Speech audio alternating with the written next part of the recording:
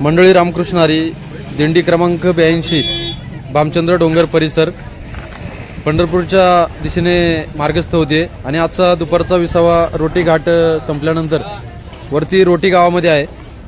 या ठिकाणी पाहू शकता जेवणाची संपूर्ण तयारी झालेली आहे। पिठलं भाकरी आणि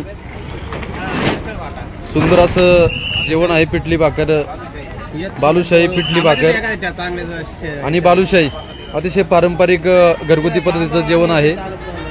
आणि जेवणाची आजची पंक्ती ज्यांची आहे ते चेअरमन सन्मान्य मालकजी पाचपुते आणि सन्मान्य हिरामनजी राऊत, रमेशजी बुचुडे या 3 मान्यवरांची आजची दुपारची 8व्या दिवसाची पंगत आहे। आणि संध्याकाळचा मुक्काम गवळ्यांच्या उंडवडीमध्ये संध्याकाळचा मुक्काम आहे। अजून दिंडी पालखी या ठिकाणी आली नाही। आल्यानंतर या ठिकाणी सर्व वारकरी भोजन करतील, अन्नप्रसाद सेवन करतील आणि त्यानंतर पालखी पुढील दिंडी उंडवडीकडे मार्गस्थ होईल। हे समोर मालकजी पाचपुते आहेत।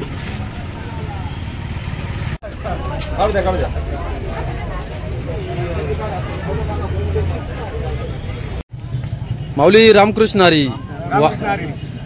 आपल्याला आनंदवारीमध्ये वारीच्या वाटेवर हे गृहस्थ भेटलेत। आपल्या खेड तालुक्यातील पश्चिम पट्टील पाईट गावचे आहेत दगडूशेठ कुडेकर। जवळजवळ अनेक वर्षांपासून ते वारीमध्ये गंध लावण्याचं काम करतात। आपल्याला वारीमध्ये अनेक प्रकारची माणसं भेटतात, कोणत्याही स्वरूपामध्ये प्रत्येकजण आपलं काहीतरी योगदान देण्याचं काम करत असतो।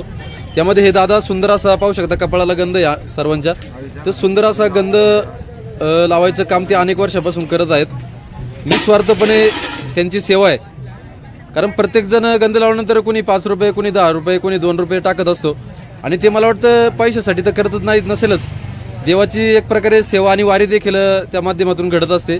असे अनेक दिंडीच्या वारीच्या माध्यमातून लोक खरं तर वारकऱ्यांची सेवा करत असतात।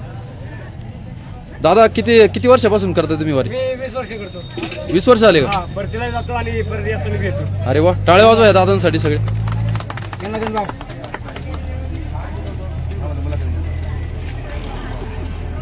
हे पहा कशा प्रकारे छाप आहे, एकदम सुंदर।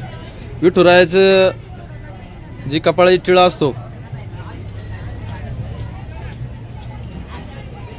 जे गुगलचं चिन्ह आहे ना, तशा प्रकारे विठुरायाचा टिळा आहे।